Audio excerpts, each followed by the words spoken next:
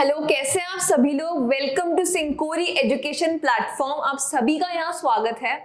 तो आज हम स्टार्ट करने जा रहे हैं आपका dust of snow by Robert Frost के पोएटिक डिवाइसेस। जहाँ से हमने छोड़ा था वहीं से हम वापस स्टार्ट करने जा रहे हैं। ठीक है, तो लेसन नंबर 1 में मैंने आपको एक होल समराइजिंग आपको मैंने बताई थी इस पोएम के बारे में कि किस कंसेप्ट पे ये पोएम बनाई गई है। ठीक है, इसका इसका एनालिसिस और इसका एक्सप्लेनेशन मैंने आपको बहुत अच्छे से समझाया था, एक एक चीज़ कि यहाँ पे जो हमारे पोएट हैं रॉबर्ट फ्रॉस्ट वो किस तर्क में बात करना चाह रहे हैं। ठीक है, और ये सब देखते हुए हमें ये समझ में आया कि वो नेचर से रिलेटेड चीज़ों को जोड़ के हमें ये चीज़ बताना चाह रहे हैं कि नेचर से जुड़ी हुई कोई भी चीज़ हमें नेगेटिव वाइब्स दे ही नहीं सकती है। ठीक है, और ये इसके ज़रिए इन्होंने अपनी पोएम में हमें ये चीज़ बताई। ठीक है, तो लेट्स स्टार्ट जहाँ से हमने छोड़ा था। रॉबर्ट फ्रॉस्ट के बारे में मैंने आपको बताया, central idea of the poem मैंने आपको बताया कि किसके इर्द गिर्द ये पोएम है। ठीक है, always always a larger significance, a little thing touches a larger thing. छोटी छोटी चीज़ जो है हमारे ऊपर बहुत बड़ा प्रभाव डालती हैं फ्यूचर में। ठीक है, डस्ट ऑफ स्नो मैंने आपको बता दी poem. Communication between nature and humans, ये भी मैंने आपको अच्छे से बताया कैसे जो आपका हेमलॉक ट्री है वो जो किस चीज़ का सिंबल उसे माना गया है, क्योंकि वो पॉइजनस ट्री है। ठीक है, उस पर जो फ्रूट्स उगते हैं वो पॉइजनस होते हैं और जो उसके ऊपर वाइट फ्लावर्स उगते हैं, ठीक है, तो वो ट्री अच्छा नहीं माना जाता जस्ट बिकॉज वो पॉइजनस है। लेकिन ऐसा कुछ भी नहीं है। ठीक है, अगर हम देखें तो पोएट को वो इन दी एंड जाके ये दोनों चीज़ जो है जो क्रो और द हेमलॉक ट्री जिनको एक बैड ओमेन माना गया है, वो दोनों चीज़ उनको खुशी दे रहे हैं रॉबर्ट फ्रॉस्ट को, पोएट को। ठीक है, तो ऐसा बिल्कुल भी ज़रूरी नहीं है। ठीक है, कि अगर वो चीज़ खराब है तो आपको खराब रिजल्ट्स ही मिलेंगे। वो चीज़ नेचर से जुड़ी हुई है, हमें ये चीज़ प्रकृति से मिली है, नेचर से मिली है। ठीक है, तो अगर हम अपनी लाइफ में अगर पॉजिटिव एटीट्यूड के साथ आगे बढ़ेंगे, हम अपना पर्सपेक्टिव, हर चीज़ को हम पॉजिटिव तरीके से हम देखेंगे, अपना पर्सपेक्टिव हम चेंज करेंगे, मतलब हम नेगेटिव तरीके से ना सोचकर हम उस चीज़ को पॉजिटिव टेक से अगर हम उसको ले हमारी लाइफ में, तो हमारे ऊपर उसके बहुत ही अच्छे इम्पैक्ट पड़ेंगे, हमारे रिजल्ट्स भी काफ़ी फ्रूटफुल आएंगे। ठीक है, तो ये सब चीज़ मैंने आपको समझाई थी इस पोएम के बारे में। एनालिसिस भी मैंने करा दिया था। Okay, now let's start with poetic devices used in the poem. कौन से पोएटिक डिवाइसेस पोएम में यूज किए गए हैं। ठीक है, अब हम इनके बारे में पढ़ते हैं। फर्स्ट है हमारा एजोनेंस। एजोनेंस की डेफिनेशन क्या होती है पहले हम ये देखते हैं, फिर कहाँ यूज हुआ है ये हम एग्जाम्पल के थ्रू हम देखते हैं इस पोएम में। ओके, फर्स्ट है हमारा assonance. Assonance is the repetition of vowel sounds in the same line. एक ही लाइन में अगर बार बार वाउल्स की साउंड आ रही है, हमारे 5 टाइप के वाउल्स होते हैं, ए ई आई ओ यू। ठीक है, अगर इनमें से कोई साउंड आपको बार बार सुनाई दे रही है तो इसका मतलब ये है कि वो एजोनेंस का पार्ट है। फॉर एग्जाम्पल हम यहाँ देखते हैं, शुक down on me, right, Shuk down on me. इसमें ओ का साउंड आ रहा है, देखिए यहाँ पर अंडरलाइन में किया हुआ है, ओ का साउंड आ रहा है, शुक डाउन ऑन मी। ओके, ये हमारा एजोनेंस था। सेकेंड है हमारा एलिट्रेशन। एलिट्रेशन क्या होता है? Alliteration is the repetition of consonant sounds in the same line. ठीक है, एग्जाम्पल देखो, ए ई आई ओ यू तो हमारे होते हैं वाउल्स, इनको छोड़ के जितने भी हमारे लेटर्स होते हैं उनको हम कॉन्सोनेंट बोलते हैं, जो हमें कॉन्सोनेंट साउंड्स देते हैं। ठीक है, तो यही डिफरेंस है एलिट्रेशन और हमारे एजोनेंस के अंदर। Assonance is related to vowel sounds and alliteration is related to consonant sounds. ठीक है, तो is the repetition of consonant sounds in the same line, एक ही लाइन के अंदर होना जरूरी है। For example, has given my heart. ठीक है, एच की साउंड आपको आ रही है, इसलिए यहाँ पे एच जो है इस लाइन के अंदर एलिट्रेशन यूज हुआ है। Second line, and saved some part. ठीक है, एस एस एस, ठीक है, कॉन्सोनेंट एलिट्रेशन का पार्ट होगा। ठीक है, नेक्स्ट है हमारा थर्ड, इमेजरी। इमेजरी क्या होता है? जब पोएट जो है अपनी कोई पोम लिखता है, ठीक है, तो कुछ पोएट जो होते हैं उनकी क्रिएटिविटी इतनी ज़्यादा अच्छी होती है कि हम उसको लिटरली जब हम पोएम को पढ़ते हैं उससे ही हम लोग इमेजिनेशन हमारी चालू हो जाती है। ठीक है, वो ये बताना चाह रहे हैं, ये बताना चाह रहे हैं, ठीक है, हम सोचने लग जाते हैं, ठीक है, ऐसा है।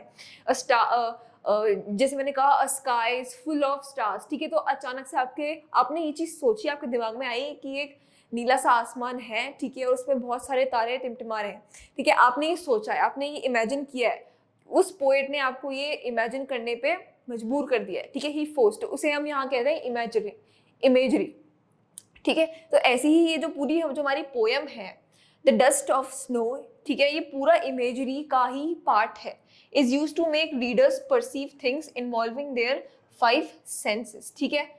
इसका मतलब ये है, example, the poet has given the visual description, ठीक है, द जो पोएट है यहाँ पे, इन्होंने जो डस्ट ऑफ स्नो लिखी है, इन्होंने एक विजुअल डिस्क्रिप्शन दिया है, ठीक है। जैसे अगर आप इस पोएम को आप पढ़ के देखें, the way a crow Shuk down on me the dust of snow from a hemlock tree, ठीक है। अब आप यहाँ पे सोच सकते हैं कि एक क्रो है, ठीक है, वो ऊपर, वो मेरे उस पोएट के ऊपर है, वो जैसे ही थोड़ा सा हिलता है, वो जो ब्रांच होती लगी उसके ऊपर गिर जाती है, ठीक है। आपको ये देखते ही पता चल रहा है, जैसे मैंने आपको ये चीज समझाई, ठीक है, आपके दिमाग में ये चीज आ गई, ठीक है। एक क्रो है, क्रो का आपने इमेजिनेशन किया, ठीक है, एक क्रो है, ठीक है, उसने ब्रांच हिलाई होगी और फिर डस्ट ऑफ स्नो यानी कि वाइट जो होती है वो उसके ऊपर आकर गिर गई। तो ये सब आप सोच रहे हैं, जाने ना अनजाने में, लेकिन आप फिर भी ये सब सोच रहे हैं सबकॉन्शियसली, तो इसे हम इमेजरी के अंदर काउंट करते हैं ऐसी चीजों को। ओके, नेक्स्ट है हमारा symbolism. Symbolism is use of symbols to signify ideas and qualities by giving them symbolic meaning different from their literal meaning, ठीक है।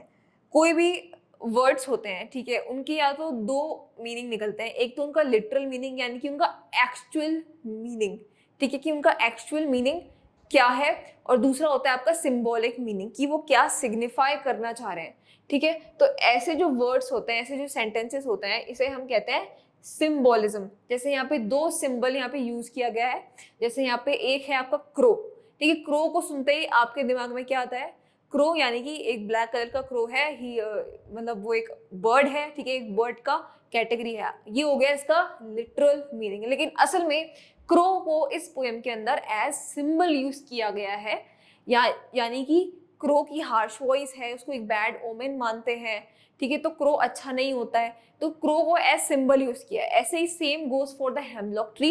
हेमलॉक ट्री अगर हम एक कंसिडर करें, उसका लिटरल एक्चुअल मीनिंग हम निकालें, तो it's a simple tree which bears poisonous fruits, लेकिन असल में हेमलॉक ट्री को यहाँ पे एक बैड ओमेन की तरह देखा जा रहा है, ठीक है, बैड सिंबल कंसिडर किया जा रहा है।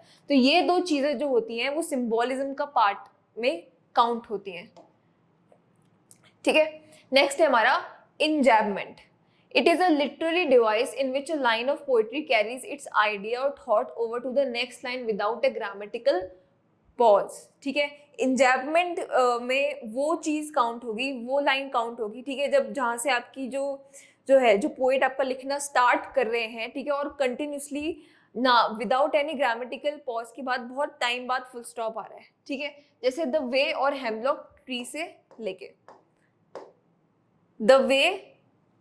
The way a crow shook down on me the dust of snow from a hemlock tree, ठीक है।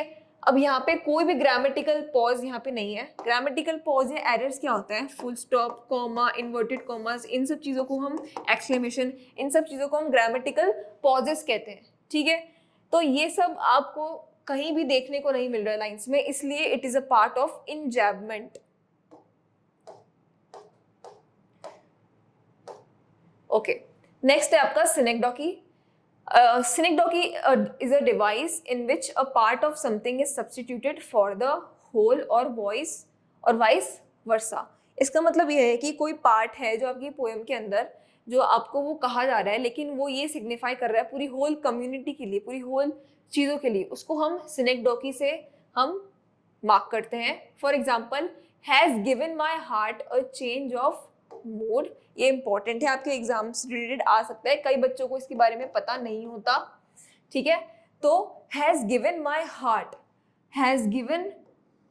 Heart a change of mood, यहाँ पे पोएट क्या कहना चाह रहे हैं कि उनका जो हार्ट है, ठीक है, उनका जो पूरा मूड है वो चेंज हो गया, अचानक से चेंज हो गया, रिवर्स बैक हो गया। अब यहाँ पे क्या लिखा है, it's not only his hearts but his entire self who has been giving a change of mood. ठीक है, यहाँ पे वो सिर्फ उसकी ही हार्ट की बात नहीं कर रहा है, ठीक है, यहाँ वो पूरी एंटायर कम्युनिटी को वो मार्क करके ये चीज बोल रहा है। ठीक है, गॉट इट, इसका मतलब है स्नेक डॉकी। नेक्स्ट है आपका consonants. It is a poetic device that usually involves consonants that sound similar being repeated within a word, sentence or phrase. ठीक है, consonants का मतलब क्या होता है, ये एक टाइप का poetic device होता है that usually involves consonants, जिसमें consonants होते हैं a, e, i, o, u तो हमारे होते हैं vowels, एक्सेप्ट इनको छोड़ के जितने भी आपके पास लेटर है बी, सी, डी, एफ, जी, एच, ये सारे टिल जेड तक, इनको छोड़ के वो सारे आपके कॉन्सोनेंट्स में आते हैं। ठीक है, और ये जो कॉन्सोनेंट्स है वो कॉन्सोनेंट्स को इन्वॉल्व करता है that sounds similar being repeated within a word, sentence और फ्रेज। जैसे कॉन्सोनेंट डी साउंड यहाँ पे आपको सुनने में आ रही है, day I had rued, D. ठीक है, डे आई हैड रूड, बार बार आपको डी साउंड सुनने में आ रही है। ठीक है, तो ये एक पार्ट हो गया आपका, ये काउंट होगा आपका कॉन्सोनेंट्स के अंदर, ये चीज आपको ध्यान रखनी है। नेक्स्ट है आपका मेटाफोर, वेरी वेरी इंपॉर्टेंट, हर बार एग्जाम में आता है। मेटाफोर क्या होता है, it makes a comparison between two non similar things. ठीक है, ये कंपैरिजन करता है metaphor between two non similar things. कोई भी दो चीज जो सिमिलर नहीं है, आपस में सेम नहीं है, बिल्कुल भी सिमिलर नहीं है, जिनका कोई नाता नहीं है, उनको कंपेयर करने के लिए जब कोई चीज का हम यूज करते हैं उसे हम मेटाफोर कहते हैं। ठीक है, कंपैरिजन के लिए यूज होता है metaphor. For example the dust of snow. ठीक है, अब डस्ट एक अपने आप में अलग वर्ड हो गया और स्नो जो है यहाँ पे अपने आप में एक अलग वर्ड हो गया, लेकिन इन दोनों को यहाँ पर साथ में लिखा है पोएट ने, द डस्ट ऑफ स्नो। ठीक है, तो डस्ट को यहाँ पे स्नो से कंपेयर किया गया है। ठीक है, क्योंकि ऐसा क्यों, क्योंकि जो स्नो है जो पोएट के ऊपर गिरती है, ठीक है, वो काफी क्वांटिटी में गिरती है। ठीक है, तो उसको एक डस्ट का नाम दे दिया। ठीक है, एक ग्रुप का नाम दे दिया उसके अंदर।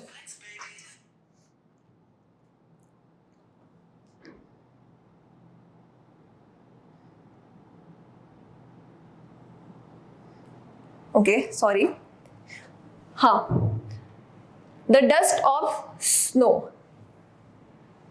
मेटाफोर में काउंट होगा। ठीक है, तो ये सारे पोएटिक डिवाइसेस आपको समझ में आ गए होंगे। So let's move to recall. Okay, हम थोड़ा सा पोएम अब रिकॉल कर लेते हैं कि हमने अब क्या क्या पढ़ा। The poem dust of snow by the American poet Robert Frost is a simple and short poem yet with the deeper and larger meaning. ठीक है, जो आपकी पोएम है डस्ट ऑफ स्नो के किसके द्वारा लिखी गई है, वो है आपकी रॉबर्ट फ्रॉस्ट है। दिखने में पोएम बहुत ज़्यादा सिंपल और छोटी, लेकिन उतना ही उसका लार्जर सिग्निफिकेंस और बहुत डीप मीनिंग है इस पोएम का। This poem was published in his Pulitzer prize winning volume of poetry New Hampshire. ठीक है, और रॉबर्ट फ्रॉस्ट को जो है इसके लिए पुलित्जर प्राइज भी मिल चुका है। ठीक है, ये चीज़ आपको ध्यान रखनी है। Second, in two stanza poem of 4 lines each, Frost uses conventional rhyme scheme। ठीक है, उसने rhyme scheme क्या यूज की है, A B A B A B A B C D C D, ये rhyme scheme रॉबर्ट फ्रॉस्ट ने यहाँ पर यूज की है। Then we find alliteration, saved some part and assonance, shook down on me and from a hemlock tree। ठीक है, हमने इस लाइन में एलिट्रेशन देखा है, सेव्ड सम पार्ट एस, ठीक है, एस एस बार बार आ रहा है, एंड एजोनेंस किसमें यूज हुआ है, शुक डाउन ऑन मी, इसमें यूज हुआ है आपका एजोनेंस। ठीक है, ये सब चीजें आपको ध्यान रखनी है, याद रखनी है, रिमेंबर करके रखनी है। ठीक है, तो इसको बार बार पढ़िए।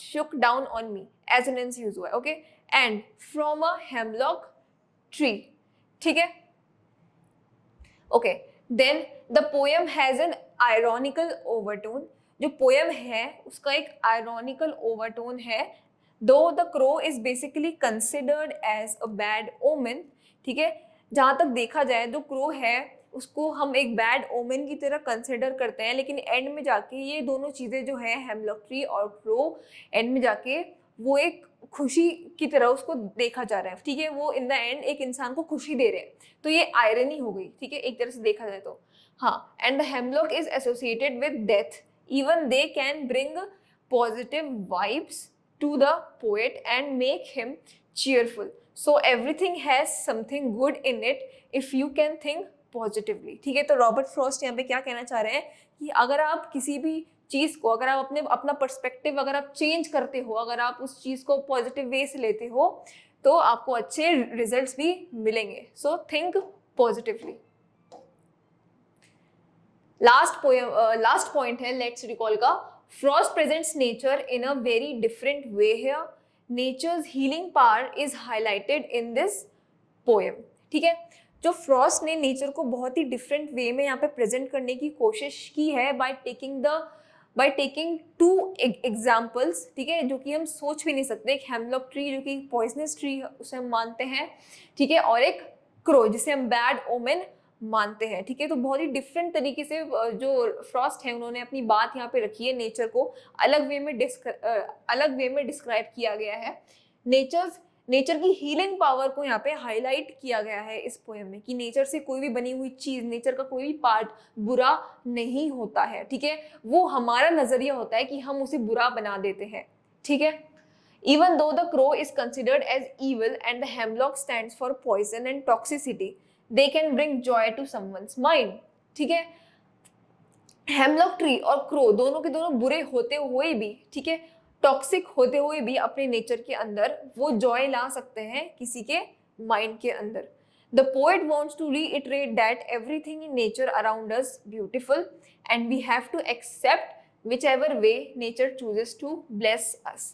तो लास्ट में पोइट ने क्या कहा है, उन्होंने कहा है कि जो हमारे आसपास जितनी भी चीजें हैं नेचर से रिलेटेड वो सारी ही बहुत ही सुंदर है, सारी बहुत ही अच्छी है, और हमें हर चीज को जो हमारे अराउंड है, जो हमें गॉड ने दी है, ठीक है, हमें वो चीज एक्सेप्ट करनी चाहिए, ठीक है, except whichever way nature chooses to bless अस।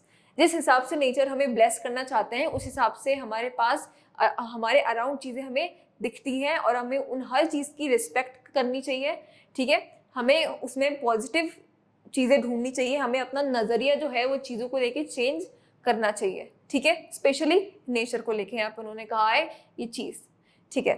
तो आज की क्लास में लेसन नंबर 2 में हमने पोएटिक डिवाइसेस हमने पढ़े, ठीक है, कितने पूरे 8 पोएटिक डिवाइसेस इस पोएम में यूज किए गए हैं, जितने भी जो भी इंपॉर्टेंट चीजें थी मैंने आपको बता दी हैं, ठीक है, और रिकॉल भी करा दिया एक बार पोएम में कि क्या क्या था, और इसकी राइम स्कीम आपको यहाँ पे याद रखनी है, वो है ए बी सी डी, ये चीज आपको ध्यान रखनी है। तो अब नेक्स्ट लेसन में हम dust of snow by Robert Frost के आपकी इस पोम के आपके टेक्सचुअल क्वेश्चंस सॉल्व करेंगे, ठीक है, ओके, थैंक यू एवरीवन।